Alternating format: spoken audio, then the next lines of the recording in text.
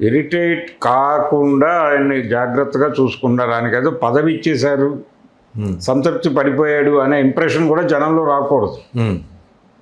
ఇక్కడ వ్యూహం అది. స్క్రిప్ట్ చాలా పద్ధతిగా రాసుకున్నారు వాళ్ళు. ఆయనకి పదవి ఇవ్వకూడదు, ఆయన ఏదో ప్రయోజనం పొందుతున్నట్టు ప్రపంచం అనుకోకూడదు.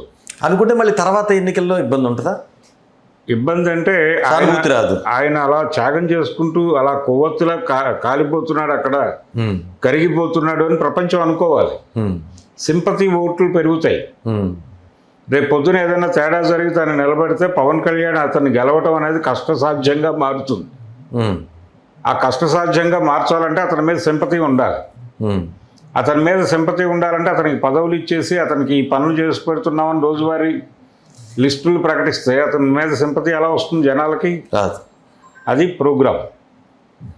అందుకని వర్మ విషయంలో తెలుగుదేశం పార్టీ అధిష్టానం కూడా పద్ధతిగా వ్యవహరిస్తోంది.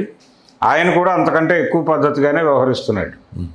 నిరంతరము తను త్యాగం చేస్తున్నటువంటి ఇంప్రెషన్ జనంలో పంపవడం కోసం తన ఫేషియల్ ఎక్స్ప్రెషన్స్ కూడా చాలా అద్భుతంగా ఉంటాయి. నిజానికి అతను మంచి నటుడు వర్మ. పవన్ కళ్యాణ్తో సరితూగే నటుడు. అతను రోజువారీ ఎక్స్ప్రెషన్స్ చూస్తే అర్థమవుతుంది. అతను సినిమాల్లోకి వెళ్ళకపోవడం వలన పవన్ కళ్యాణ్ హీరో అయ్యాడు, కానీ వర్మ సినిమాల్లోకి వెళ్తే పవన్ కళ్యాణ్ పరిస్థితి ఏంటనే ఆందోళన పడేంత నటన ప్రదర్శిస్తున్నాడు ఆయన.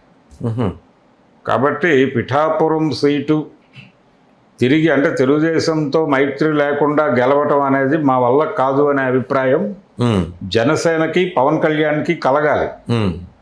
ఆ కలిగించటం కూడా ఒక ప్రోగ్రాం.